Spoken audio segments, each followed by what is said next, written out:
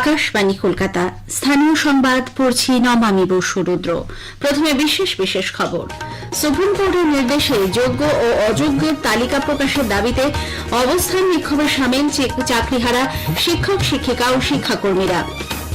2016 সালে school service কমিশনের নতুন রুল চ্যালেঞ্জ ও অতিরিক্ত শূন্যপদ তৈরির বিরুদ্ধে দায়ের হওয়া মামলার শুনানি শেষে রায়দান স্থগিত রেখেছে কলকাতা হাইকোর্ট।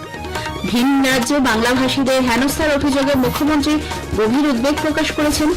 রাজ্য মন্ত্রিসভার বৈঠকে বেশ কয়েকটি গুরুত্বপূর্ণ সিদ্ধান্ত গৃহীত হয়েছে। গাঙ্গেয় পশ্চিমবঙ্গ সংলগ্ন বাংলাদেশের উপর সৃষ্ট নিম্নচাপের জেরে দক্ষিণবঙ্গের প্রায় সব জেলাতেই বৃষ্টি হচ্ছে। আসছে বিস্তারিত খবরে।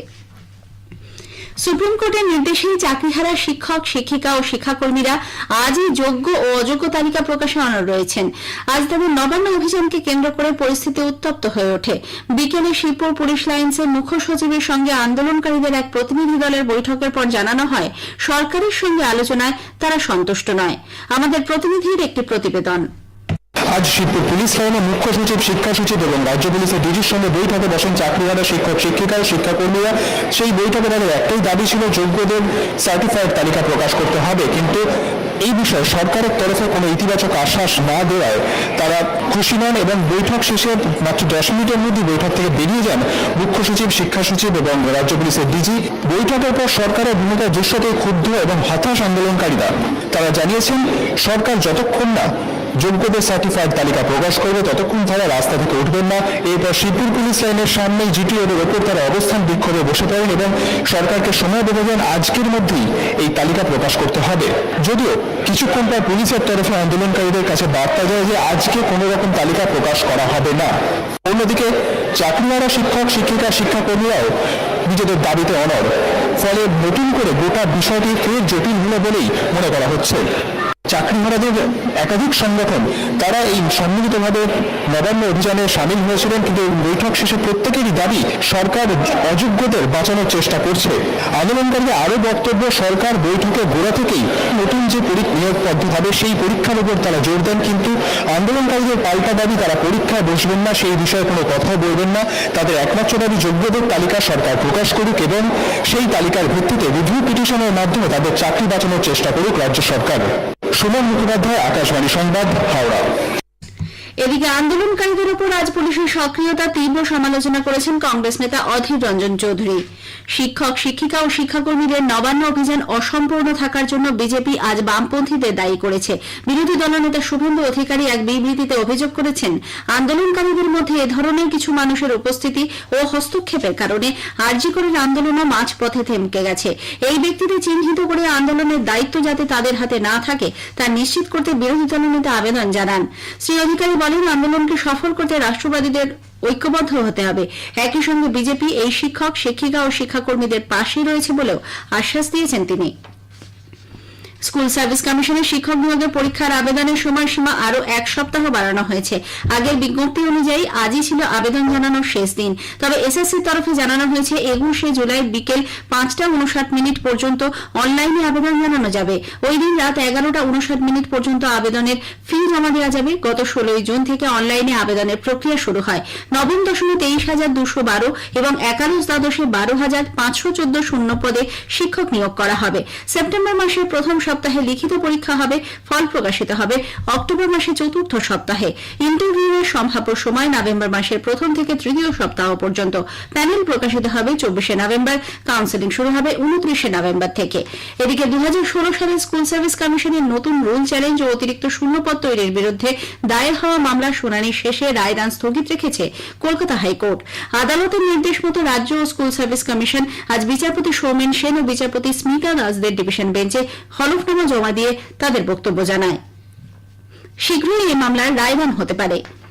ভিন রাজ্যে বাংলাভাষীদের হেনস্থার অভিযোগে মুখ্যমন্ত্রী মমতা ব্যানার্জি গভীর উদ্বেগ প্রকাশ করেছেন। নবান্নে আজ রাজ্য মন্ত্রিসভার বৈঠকে তিনি বলেন, পশ্চিমবঙ্গে ভিন রাজ্যের প্রায় 1.5 কোটি মানুষ নিরাপদে বসবাস করেন। এখানকার 22 লক্ষ মানুষ যারা দেশের বিভিন্ন রাজ্যে জীবিকা নির্বাহ করছেন, তারা কেন হেনস্থার শিকার হবেন তা নিয়ে প্রশ্ন তোলেন তিনি। এদিনের বৈঠকে 21শে জুলাই শহীদ সমাবেশের প্রস্তুতি নিয়েও বার্তা দেন মুখ্যমন্ত্রী। একই দিনে বিজেপির উত্তরকন্যা অভিযানকে কোনো গুরুত্ব না দেওয়ারও পরামর্শ দিয়েছেন তিনি। সমাবেশ সমাবেশে তৃণমূল কংগ্রেস কর্মীদের যাতায়াত, আবাসন ও নিরাপত্তা নিশ্চিত করতে পুলিশ প্রশাসনকে মুখ্যমন্ত্রী নির্দেশ দিয়েছেন। অন্যদিকে রাজ্য মন্ত্রিসভার বৈঠক চলাকালীন অসুস্থ পড়েন রাজ্যের মন্ত্রী বিপ্লব রায়চৌধুরী। সচিবালয়ের চিকিৎসকদের কাছ থেকে প্রাথমিক চিকিৎসার পর তাকে কলকাতার এসএসকেএম হাসপাতালে নিয়ে যাওয়া হয়।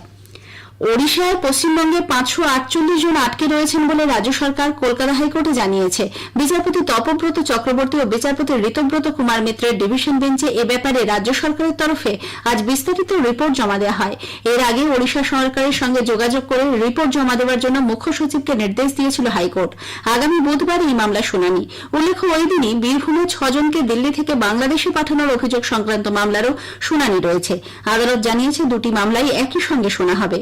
এদিকে দিল্লির জয়হিন্দ কলোনিতে বসবাসকারী বাঙালিদের বাংলাদেশি আখ্যা দিয়ে বৈধ নথিপত্র থাকা সত্ত্বেও অনুপ্রবেশকারী বলে চিহ্নিত করা হচ্ছে এই অভিযোগ করে তৃণমূল কংগ্রেস সেই সমস্ত বাংলা ভাষাভাষী পরিবারগুলির পাশে দাঁড়াতে সেখানে শান্তিপূর্ণ প্রতিবাদ কর্মসূচি চালাচ্ছে। সাগরিকা ঘোষ, সুখেন্দু শেখর রায়, দোলা সেন এবং সাকেত গোখেল এই প্রতিবাদ কর্মসূচিতে সামিল হয়েছেন। আগামীকাল বিকেল পর্যন্ত এই কর্মসূচি চলবে বলে জানা গেছে।